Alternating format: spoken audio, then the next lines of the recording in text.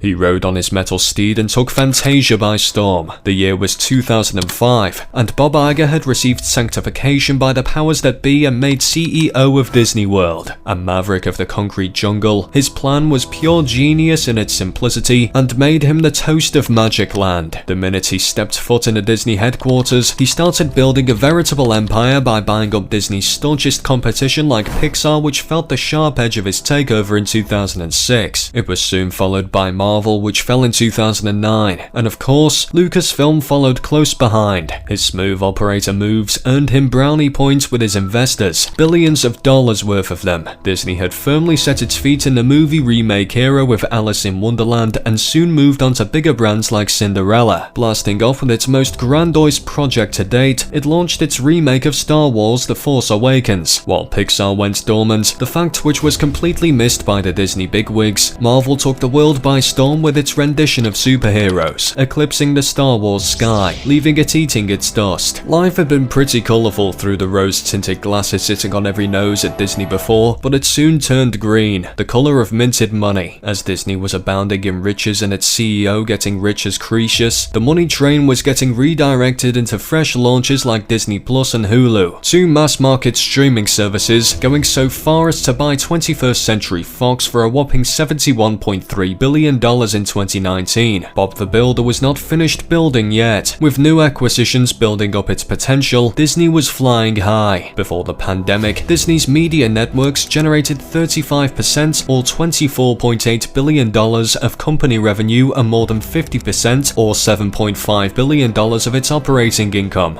Armageddon had befallen Disney, and we can hear its last death rattles if numbers are to be believed. The stench of rotting corpses is strong, coming from the pile of creativity dying at the altar of business deals. Bob's strategy of buying up every studio and IP on the market could only have paid off dividends if the things they bought had produced anything creative and sound. Remember that one-liner about Pixar not producing anything while Marvel's Heroes and Star Wars put on their own horse and pony show? This is why it mattered. The glory days of Disney have not been revisited by it, with one flop after another befalling it. Black Widow, Shang-Chi, The Eternals, and many more failed to grab public interest and turn it into gold for Disney. Thor and Wakanda were a few days wonders at best, and failed to return the $250 million each had been invested with. Midas was losing his touch, and it was all due to the colossal mistake he had made, overlooking creativity for money. Bob Iger has failed Disney abysmally in the way he steered it in the direction of big money. The artistic bankruptcy which has overtaken Disney by storm has left its indelible mark on it. The entertainment industry only survives on the backbone of an eager public, and the public has passed judgment on Disney, thereby Bob Iger, by not showing up for its productions. The numbers are presenting a dark picture, proving that Disney is in a freefall. Losses from October to December 2022 totaled $1.1 billion, improving slightly with Bob Iger's return as he had sailed into the sunset, turning the reins over to Bob Chapek in 2020. Before doing that, he had already set the course for Disney with a shooting from the hip strategy. The prodigal son had arrived as the conquering hero once again in 2022, taking control back from Bob. Either it was an attempt by the investors to get him to clean up his mess which had become the Disney hallmark of late, or it is misplaced trust in his stellar credentials as a businessman. It seems to be working with limited success, as Disney quoted a reduction in losses in its streaming business for the most recent quarter totaled at $659 million.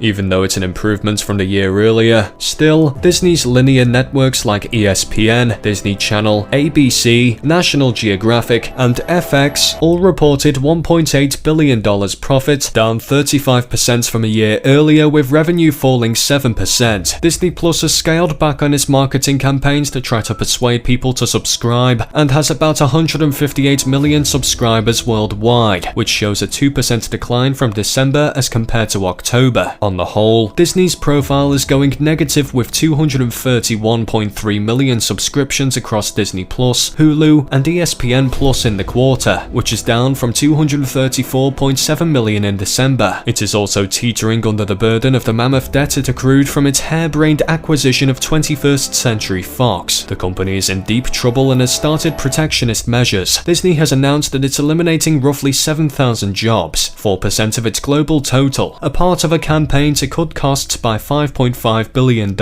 There have been 2 rounds of layoffs so far, with a final round to follow suit. Iger has gone so far as to put up a for sale sign on TV networks ABC, FX, and Freeform. Disney is hunting for a partner for ESPN on a CNBC interview. Bob the Builder has finally started cutting down, declaring a yard sale on Disney assets. This SOS is the ultimate distress signal, proof positive that all is not well in Fantasia. If Bob Iger is the misdirection costing Disney its good standing, then how was Marvel able to put on such a spectacular show under his leadership and make its company billions in the process? That, my friends, is the riddle, wrapped in a mystery, inside an enigma. How does one explain the anomaly of the production of a masterpiece under Iger's lackluster creative guidance? As in all things, the answer is the simplest. Iger's oversight and death grip on Disney's acquisitions was loose at the time the Marvel saga was already in the pipeline before Disney stepped into the picture. So Iger took a very live and let live approach and let Kevin Feige unveil his creative art. Marvel enjoyed a certain sovereignty under Disney's rule, while other ventures were being squeezed under the stranglehold of Iger. By this time, Marvel had already produced Thanos in its immensely popular saga, throwing a thunderbolt at Disney and catching Iger's attention in the process. Noticing the veritable goldmine at its disposal, Iger sat up and took notice. Once Disney had stuck its claws into Marvel, the Leviathan of the modern Marvel was unleashed, which gobbled up all of the public goodwill Marvel Classic had managed to win for Disney. Box office disappointments like the Ant-Man and the Wasp, Quantumania were met with a decline in ticket sales as well as a slew of negative reviews. Disney's other ventures with Marvel also underwhelmed at the box office. Iger has gone so far as to announce on July 13th, 2023 that Disney is slowing down the production of movies and TV series for its Marvel Studios and Lucasfilm franchises. Iger has blamed Marvel's marvelous productions for diluting the focus and attention from Disney's animations and other productions, signaling the death knell for Marvel. Bob Iger has reduced the immense artistic potential of Disney and its sister affiliates to the colorless basics of a business model. He used the public's attachment and nostalgia ruthlessly to milk it for all it was worth. Disney's reuse of old beloved characters has run its course and has been rejected vociferously by a ridiculing public. Like so many others, this was also a miscalculation by a confident CEO who is as blind to the necessity of artistic merit for the entertainment industry to flourish as Disney's board of directors, where the superb amalgamation of money-making methods with the ultimate art form has ruled the roost before. Tinseltown has been reduced to the mechanics of running a business. Its soul has been sucked out under corporate interest, and it's going to pay the ultimate price with a stunted cash inflow.